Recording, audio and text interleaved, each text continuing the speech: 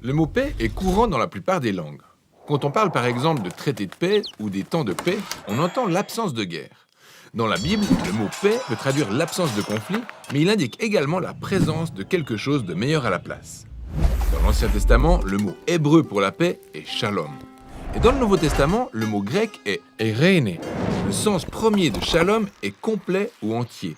Le mot peut décrire une pierre entière qui a une forme parfaite, sans fissure. Ça peut également se rapporter à une muraille aux finitions parfaites, n'ayant aucun trou ni aucune brique manquante. Shalom décrit une structure complexe constituée de plusieurs éléments, mais dont l'ensemble est complètement harmonieux et reflète une certaine plénitude. C'est comme Job qui dit que ses tentes sont dans un état de shalom parce qu'il a compté son troupeau et qu'il était au complet. C'est pourquoi shalom peut être assimilé au bien-être d'une personne. Par exemple, quand David a rendu visite à ses frères sur le champ de bataille, il s'est enquis de leur shalom. Le principe de base est que la vie est une structure complexe constituée de nombreux aspects changeants comme les relations et les situations, alors quand l'un d'eux n'est pas à sa place ou manque, notre shalom vole en éclats.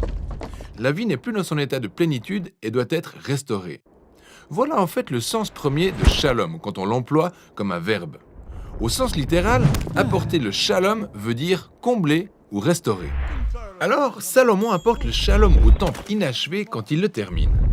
Ou, si notre animal endommage accidentellement le champ de notre voisin, on shalom ce dernier par une restitution complète de ce qu'il a perdu. Vous prenez ce qui manque et vous le restaurez dans son intégralité. Il en est de même des relations humaines. Dans le livre des Proverbes, restaurer et guérir une relation brisée, c'est apporter le shalom. Dans la Bible, quand des royaumes rivaux font le shalom, ça ne veut pas seulement dire qu'ils cessent de se battre, mais qu'en plus, ils commencent à œuvrer ensemble dans l'intérêt l'un de l'autre.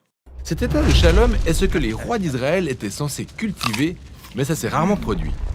Ainsi, le prophète Ésaïe espérait la venue d'un futur roi, un prince de shalom dont le règne apporterait un shalom éternel.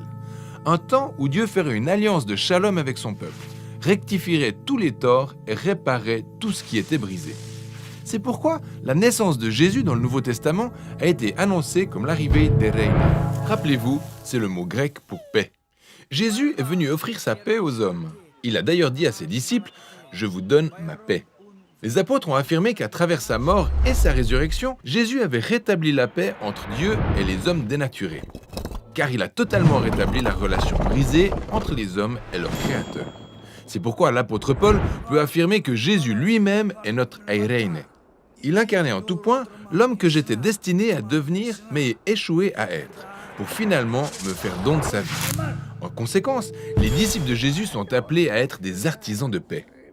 Paul a demandé aux églises locales de préserver leur unité par le lien de la paix qui requiert l'humilité, la patience et la capacité à supporter les autres dans l'amour.